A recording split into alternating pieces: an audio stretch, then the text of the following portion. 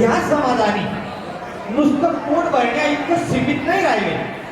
त्यांनी जसे जसे सुवर्णकार समाजाचे एक एक घर वाढत गेले आणि त्यानंतर त्यांनी एक लहानसं मंडळ असं तयार केलं. ज्ञानेश्वर माऊलींच्या भाषेत जर सांगायचं ठरलं तर इवलेसे लोक लावी येले द्वारी त्याचा वेलू गेला गगनावरी.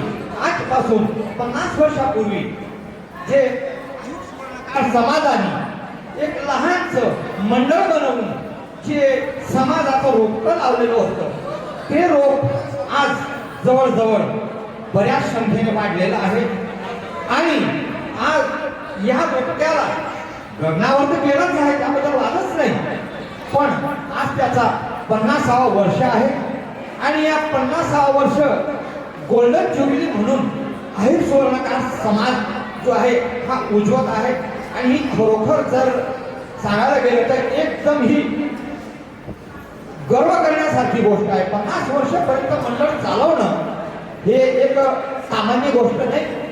तरी सुद्धा अहिर सुवर्णकार समाजात प्रत्येक वर्षी वाढत वाढत वाढत वाढत आज 50व्या वर्षी एवढा समाज वाढलेला आहे, एवढे घरं वाढली आणि सर्वांची एकता पाहून खरोखर या समाजाकडून काहीतरी शिकावं असं कमीत कमी माझ्यासारख्याला तरी वाटतं.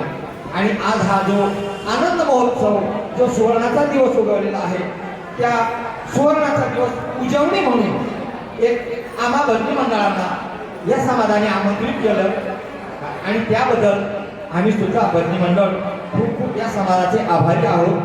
आणि आता मी माझे 2 गुण संपवतो आणि अहिर सुवर्णकार समाजांनी आता आपला पुढचा कार्यक्रम घ्यावा.